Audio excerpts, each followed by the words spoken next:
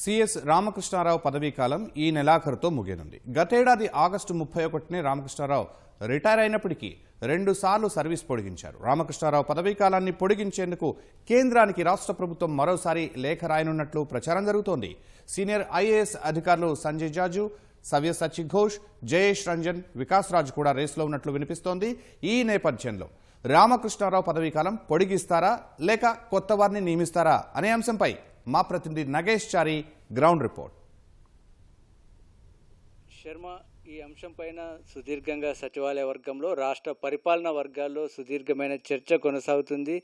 రాష్ట్ర ప్రభుత్వ ప్రధాన కార్యదర్శి అంటే రాష్ట్ర ప్రభుత్వంలో ఉన్న అధికార యంత్రాంగానికి అందరికీ కూడా హెడ్గా ఉంటారు. ప్రభుత్వంలో అత్యంత కీలకమైన అధికారి కాబట్టి నెక్స్ట్ సీఎస్ ఎవరు అనేది ప్రస్తుతం రాష్ట్రంలో చర్చనీయాంశంగా ఉంది. 1990 బ్యాచ్కి చెందిన రామకృష్ణారావు ప్రస్తుతం సీఎస్గా ఉన్నారు. గత ఏడాది ఆగస్టు 31నే ఆయన రిటైర్ అయ్యారు. అయితే రాష్ట్రంలో ఉన్నటువంటి పరిస్థితులు అంటే ప్రధానంగా రామకృష్ణారావుకు సుదీర్ఘమైన ఆర్థిక శాఖ కార్యదర్శిగా రాష్ట్రం ఏర్పడినప్పటి నుంచి పనిచేసిన అనుభవం ఉంది. ప్రస్తుతం రాష్ట్రంలో ఆర్థిక పరిస్థితి ఒక సవాల్గా ఉంది. ఒకవైపు అప్పుల భారం, వడ్డీల చెల్లింపులు, మరొక వైపు అభివృద్ధి సంక్షేమ పథకాలకు వాటిని సర్దుబాటు చేయడం, ఇవన్నీ అనుభవం ఉంది కాబట్టి అనుభవం అదేవిధంగా ఎలాంటి వివాదాలు లేని అధికారిగా పేరుంది కాబట్టి రాష్ట్ర ప్రభుత్వం రామకృష్ణారావు వైపు మొగ్గు చూపింది. కేంద్రాన్ని ప్రత్యేకంగా కోరింది.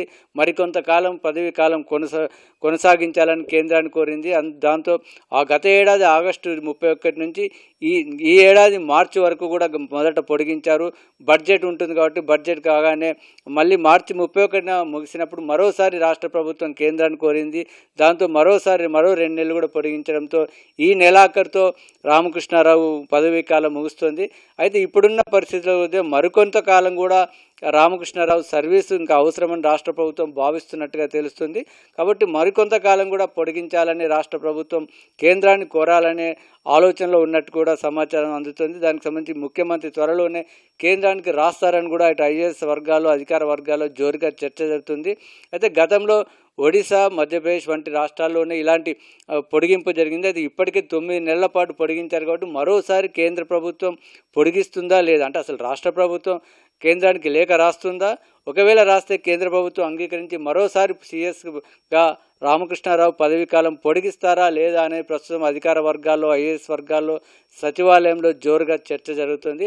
ఒకవేళ రాష్ట్ర ప్రభుత్వం కోరి కేంద్రం అంగీకరిస్తే రామకృష్ణారావు మరికొంతకాలం సీఎస్గా కొనసాగే అవకాశం ఉంది. ఒకవేళ అది జరిగితే అత్యంత అరుదైన ఒక రికార్డుగానే చెప్పవచ్చు. అయితే ఒకవేళ రాష్ట్ర ప్రభుత్వం మార్చాలని భావించినా లేక కేంద్రం అంగీకరించినా కొత్త సీఎస్ రాబోయే అవకాశం ఉంది వచ్చే నెల 1వ తారీఖు నుంచి. కాబట్టి దానికోసం కూడా వివిధ ఐఏఎస్ అధికారులు కూడా మరోసారి ప్రయత్నాలుగా చేస్తున్నట్టుగా తెలుస్తుంది. అయితే రాష్ట్రంలో అత్యంత సీనియర్గా శశాంక్ గోయల్ ఉన్నారు.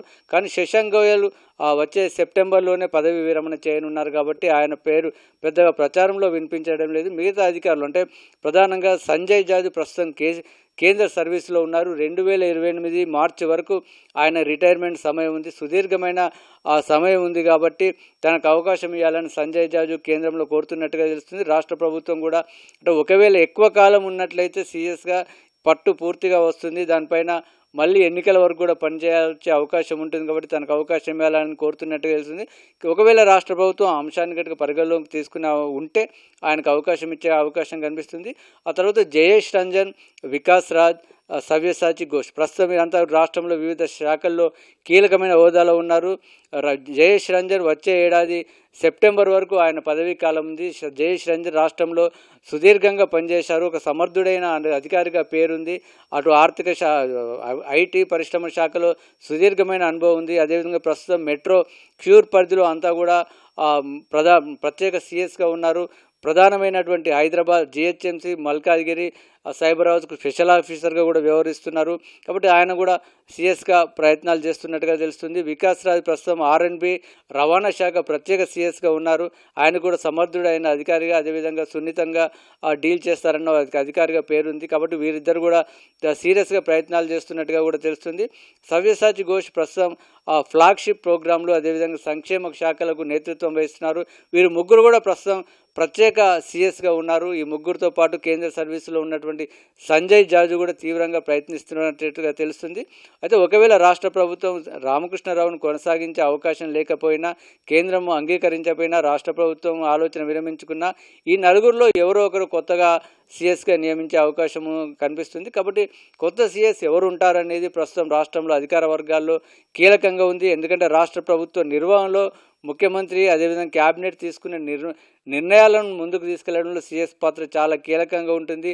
రాష్ట్ర కార్యనిర్వాహక వ్యవస్థ అంతటికీ కూడా అధిపతిగా తాను అంతా కూడా ఉంటారు. కాబట్టి చాలా కీలకమైన అధికారిగా రాష్ట్ర ప్రభుత్వ నిర్వహణలో అత్యంత కీలకంగా వ్యవహరించే సిఎస్ ఎవరు ఉండబోతున్నారనేది మరికొద్ది రోజుల్లో తేలే అవకాశం కనిపిస్తుంది. శర్మ.